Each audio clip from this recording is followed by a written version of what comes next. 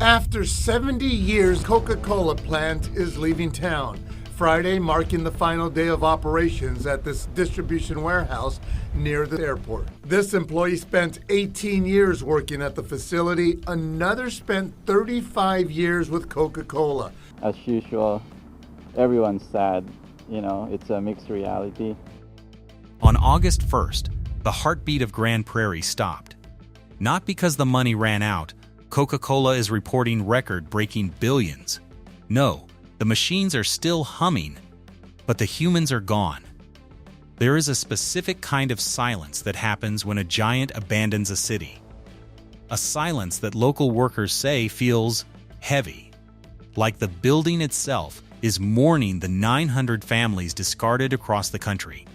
But as the locals at the 3405 Roy Boulevard plant started packing their lockers, they noticed something that didn't make sense.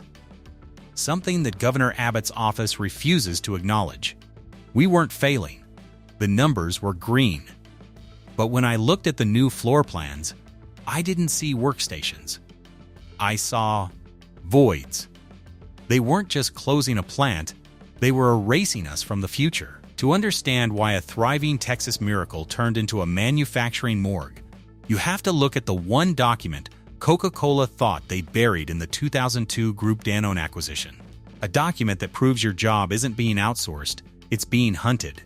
Before we reveal the lemonade the mayor promised, which turned out to be a bitter poison for the Texas taxpayer, we have to look at the cold, hard geometry of the betrayal.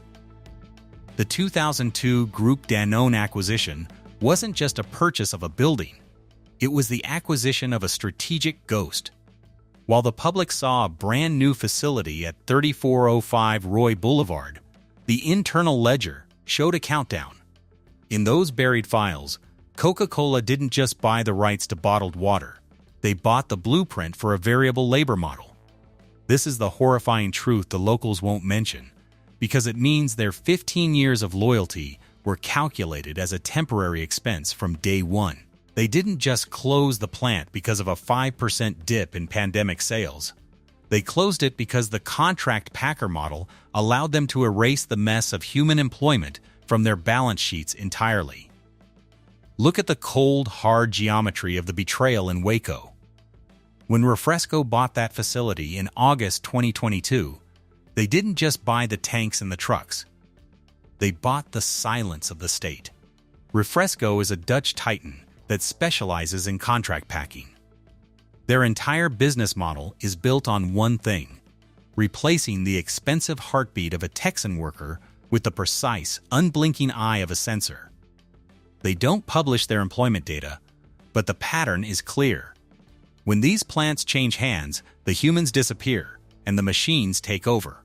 Governor Abbott took to Twitter in December 2020 to brag about Oracle, calling Texas the land of opportunity. But why has he been silent since the Grand Prairie letter arrived in March 2021? Because acknowledging the 900 jobs lost across the U.S. means admitting the Texas miracle has a fatal flaw. Texas has no exit taxes, no job guarantees, and no leverage to hold these giants accountable. The state provided the infrastructure, the water, and the subsidies, and in return, Coca-Cola provided a permanent closure sign. But there is a second surge of numbers you need to hear before the climax. In Northampton, the loss of Coca-Cola cost the city 25% of its water and sewer revenue. In Salinas, 70 years of history was consolidated into a single automated facility in San Jose. Every time a warehouse closes, the entire economic ecosystem, the local suppliers, the diners, the payroll tax, vanishes. The question isn't why they are leaving, it's why we are letting them leave with our future in their pockets. The lemonade promised by the mayor is a bitter reality, an empty industrial shell in a town that gave everything and got a severance package in return. If you think your job is safe because the numbers are green, remember the Roy Boulevard workers who thought the same thing until the day the machines kept running and the lights for the humans went out. This story doesn't have a hero. It only has a warning. The horrifying truth from the 2002 files isn't just about one plant. It's about a global strategy to eliminate human labor entirely. And as the last truck rolls out of Grand Prairie, the only thing left is a question. Who is next? The silence at the 3405 Roy Boulevard facility isn't just an absence of sound. It is the final, calculated result of a document signed 2 decades ago. When Coca-Cola acquired this site in 2002, the public was told it was an investment in the spirit of Texas, a promise of stability for the 340 workers who walk through those gates every morning. But the hidden strategy within that deal was never about the workers. It was about the transition to an asset-light future, where humans are the first thing to be liquidated to protect the bottom line. This is the part they don't teach you in business school. Your loyalty is a liability on a balance sheet. We see the same pattern of betrayal in Waco. When the Dutch giant Refresco stepped in during August 2022, they weren't saving the Texas worker. They were installing a system that requires half the hands to produce double the volume. They use high-level automation to strip the messy details of human employment away from the balance sheet entirely.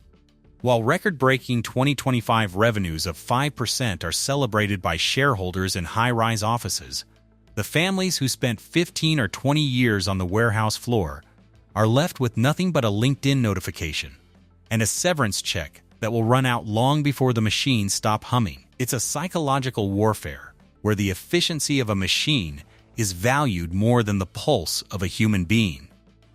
This is the horrifying truth buried in the corporate records. The Texas miracle is a trap because the state has surrendered every ounce of its leverage in the pursuit of being business-friendly.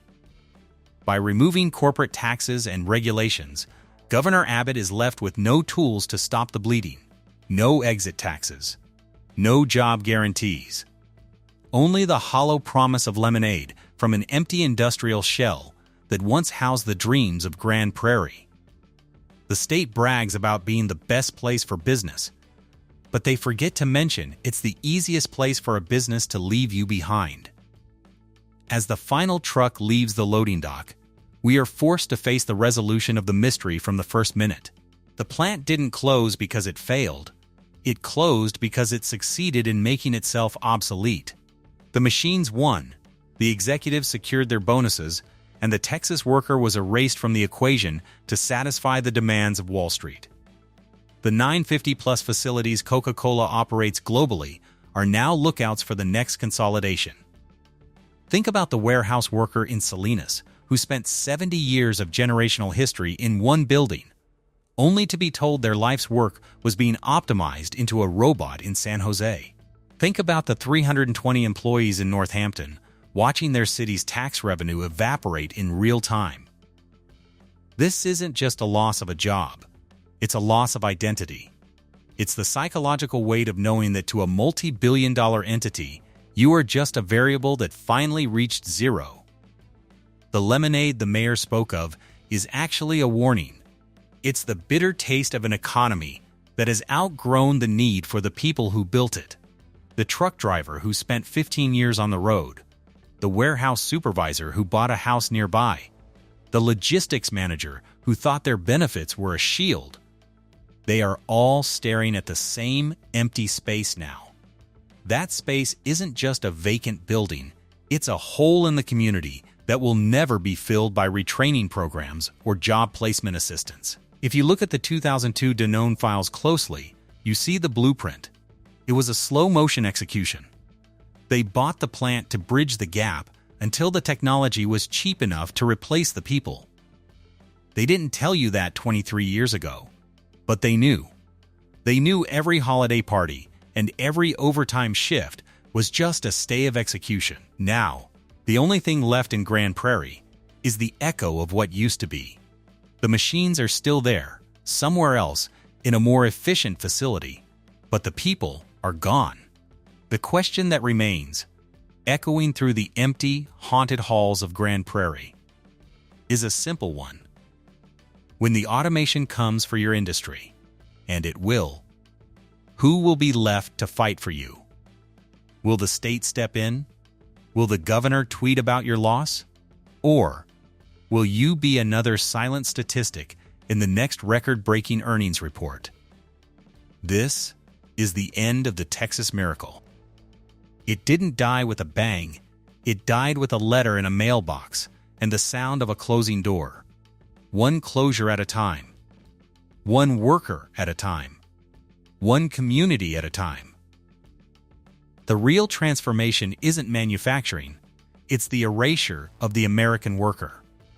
And the most terrifying part? It's already finished. They aren't coming back. The lemonade is gone. The stand is empty. And the giant has already moved on to the next town to do it all over again. Watch your back. Because the next strategic efficiency could be you.